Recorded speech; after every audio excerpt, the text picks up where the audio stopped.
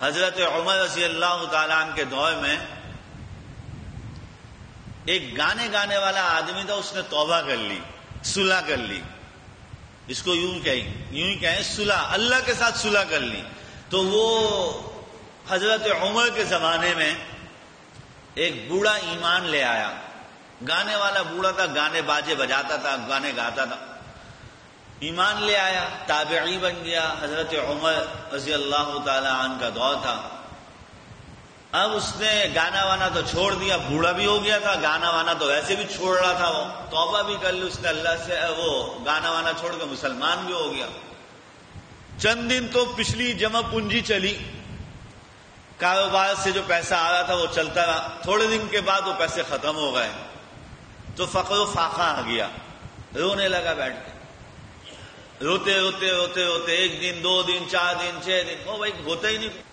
تو وہ پریشان رونے لگا، روتے روتے کئی دن گزر گئے، بس نہیں چلا، بہت تنگ آ کے بالآخر وہ چلا گیا قبرستان. اس زمانے میں کوئی بابے وابے تو ہوتے نہیں تھے، عامل شامل جنہوں نے بھیجا وہ خود ہی گیا ہوگا. قبرستان چلا گیا، جنت البقیع، قبرستان بھی کون سا، جنت البقیع. جا کے قبر کے اندر بیٹھ گیا اور کہنے لگا کہ اے اللہ، اس زندگی سے تو موت اچھی ہے، اس زندگی سے تو موت اچھی ہے. اور پھر رونے لگا، روتے روتے خیال آیا کہ مرنے کے لیے تو تیار ہو گیا ہے، اب اللہ سے توبہ بھی کبھی لے، توبہ بھی کبھی لے. تو اس نے اب توبہ یوں کی، کہنے لگا کہ اللہ، میں نے اگر گانا باجا چھوڑا ہے تو اس میں میرا کوئی کمال نہیں ہے. توبہ کے بھی طریقے ہیں نا. دیکھیں ہم ذرا سا کوئی نیک کام کرتے ہیں، یا اللہ آج تہجد پڑھیے، آج تو 1000 نہیں 5000 کا نوٹ ہونا چاہیے، ہم فوراً واسطے. اس نے توبہ یوں شروع کی، کہنے لگا کہ اے اللہ، اگر اب میں نے گانا باجا چھوڑا تو اس میں میرا کوئی کمال نہیں ہے، ظاہر ہے کہ دانت ٹوٹ گئے ہیں، جبڑا جو ہے وہ اب کھولا نہیں جاتا اور گلے سے آواز نکلتی نہیں ہے، اب گانے باجے چھوڑنا میری مجبوری تھی. اے اللہ بس آپ، میں نے جو زندگی گندی گزاری ہے، آپ سے درخواست یہ ہے کہ اللہ آپ مجھے معاف فرما دیں، اور یا اللہ آپ میرے کھانے پینے کا انتظام فرمائیں، ورنہ مجھے آپ اپنے پاس بلا لیجئے، میری توبہ کو قبول توبہ صلح، اللہ سے صلح کرنا شروع کر، توبہ کرنا، اے اللہ معاف کر دیجیے، اے اللہ معاف کر دیجیے، اے اللہ مجھے. میرے محترم دوستوں بزرگوں، یہ توبہ سے ابھی فارغ ہوا ہی تھا، دیکھا دوپہر کا وقت تھا، سامنے کیا دیکھتے ہیں، حضرت عمر رضی اللہ تعالیٰ عنہ تشریف لا رہے ہیں. 2 مختلف روایتیں. ایک روایت کے مطابق جب اس نے حضرت عمر کو دیکھا تو یہ خوف زدہ ہو گیا، اس نے کہا یہ کیا ہو گیا، کیونکہ حضرت عمر تو پکڑ لیں گے، امیر المؤمنین پکڑ لیں گے، بھائی تجھے قبر کے اندر بیٹھنے کا کیا مطلب ہے، تو کیا کر رہا ہے، یہ قبر پکڑا جائے گا. اور دوسری روایت کے مطابق یہ ہے کہ یہ حضرت عمر رضی اللہ تعالی عنہ کو دیکھ کے بھاگا. اس نے کہا ابھی تو میں تو بول رہا تھا اللہ زندگی، یہ اس زندگی سے تو موت اچھی ہے، تو موت آ گئی گویا کہ. حضرت عمر ٹھکائی لگائیں گے، قبر کے اندر کیا کر رہا ہے بیٹھا ہو.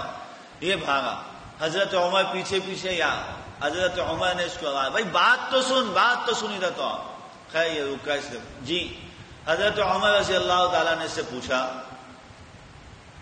نہیں، حضرت عمر نے ایک تھیلا اٹھایا ہوا اور وہ اس کے سامنے رکھا اور کہا کہ کھانا لایا ہوں، کھانا کھاؤ. یہ حیران کہ عمر امیر المؤمنین آپ اور میرے لیے کھانا لے کے آئے ایک ادنا سے غلام کے لیے.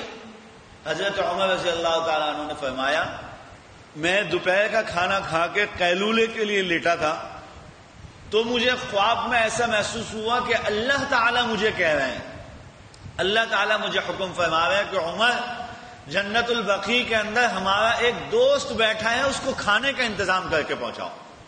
ہمارا ایک دوست بیٹھا ہے. اللہ تعالیٰ جب توبہ کو قبول فرماتے ہیں، ذرا تصور کیجئے، وہ اسباب کا محتاج نہیں ہے، وہ خود بھیج دیتا ہے، خود بھیجتا ہے. کہا عمر ہمارا بقیع کے اندر ایک دوست بیٹھا ہے، اس کو کھانا پہنچاؤ. اس شخص کو حضرت عمر نے کھانا دیا اور پوچھا بتا تو نے آخر ایسا کون سا عمل کیا ہے، بتا تو نے ایسا کون سا عمل کیا.